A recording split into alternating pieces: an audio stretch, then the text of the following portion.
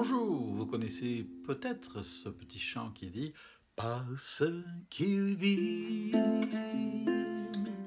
je n'ai rien à craindre parce qu'il vit ». Bien sûr, il s'agit de Jésus-Christ en qui nous avons choisi de placer notre confiance. Et sinon, pourquoi pas, vous pouvez le faire maintenant, là où vous êtes, et dire « Seigneur, je veux te faire confiance, je veux renoncer à mes doutes, à mes exigences, à mes objections, à mes discussions. Je veux juste te dire, j'ai besoin de toi, de ton salut, de ta paix. Et ce qui est merveilleux, c'est qu'il vous prendra au pied de la lettre et il va venir dans votre vie. Et ensuite, parlez-en avec un ami chrétien et il pourra vous aider à aller plus loin parce qu'il vit. Parce que Jésus est mort, mais aussi qu'il est ressuscité. Et ça, c'est une chose absolument glorieuse, de savoir que Jésus, ça paraît impossible comme ça, mais franchement, d'ailleurs la Bible dit que la mort ne pouvait pas lui résister. Il était impossible qu'il soit retenu par elle. J'aime beaucoup cette parole du livre des Actes. Parce qu'il vit, je n'ai rien à craindre. Il était impossible que la mort le retienne. Il est vraiment ressuscité. Nous le croyons de tout notre cœur. Et c'est d'ailleurs le gage de notre propre résurrection, l'assurance, la garantie de ce qu'un jour aussi, nous, après être morts probablement, comme la plupart de ceux qui nous ont précédés, nous serons ramenés à la vie. Alors c'est mystérieux, mais la vie est un mystère déjà à la base, au départ. Alors la résurrection, pourquoi pas? Moi j'y crois. J'y crois parce que l'Évangile, la Bible, est une parole qui fait autorité. Elle mérite confiance. Nos interprétations sont parfois tordues, biscornues, bizarres, fantaisistes. Depuis 2000 ans, il y a quelqu'un qui a dit que la Bible a été plus persécutée par ses amis que par ses ennemis. C'est pas élogieux pour nous, hein.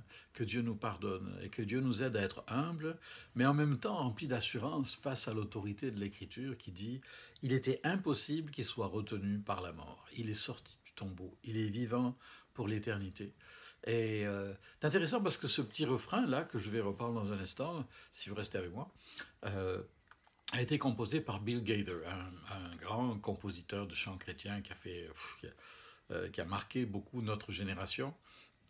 Et ce qui est intéressant, c'est l'historique derrière. Il y a des couplets, bon, on ne va pas les partager ici, mais en fait, il venait d'apprendre qu'il était grand-père pour la première ou autre fois, je ne sais pas. C'était une période très troublée, déjà. Je pense que c'était à plus ou moins il y a un demi-siècle presque, ou 40 ans, enfin. Et il a dit, mais Seigneur, mon petit enfant qui naît dans ce monde en effervescence, ce monde tellement agité, et son cœur a été rempli de crainte vraiment en pensant à cela, à l'avenir de ses petits-enfants. On pourrait en dire autant. Et là, Dieu a déposé dans son cœur ce chant. C'est beau, hein? Ça s'adresse peut-être plus aux papis et mamies, mais c'est bon pour vous les jeunes aussi, vous en avez besoin. Et cette assurance que parce qu'il vit, je n'ai rien à craindre, mes lendemains et ceux de mes enfants et ceux de mes petits-enfants sont assurés. Il tient ma vie entre ses mains, mes lendemains sont assurés. Voilà, pour le temps et pour l'éternité. Il y aura des hauts, des bas, des tempêtes, des choses difficiles, c'est sûr. Mais parce qu'il est ressuscité et parce que nous ressusciterons un jour, le meilleur est devant nous. C'est quelque chose, hein? Alors voilà. Parce qu'il vit, je n'ai rien à craindre, mes lendemains, et les vôtres aussi, hein, sont assurés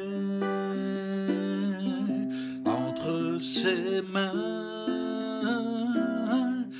Il tient ma vie pour ce temps et l'éternité. Je sais qu'il vit parce qu'il vit.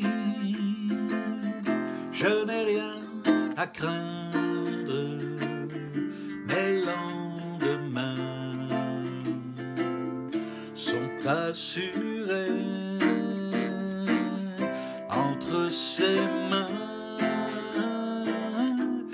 Il tient ma vie pour ce temps et l'éternité. sais qu'il vit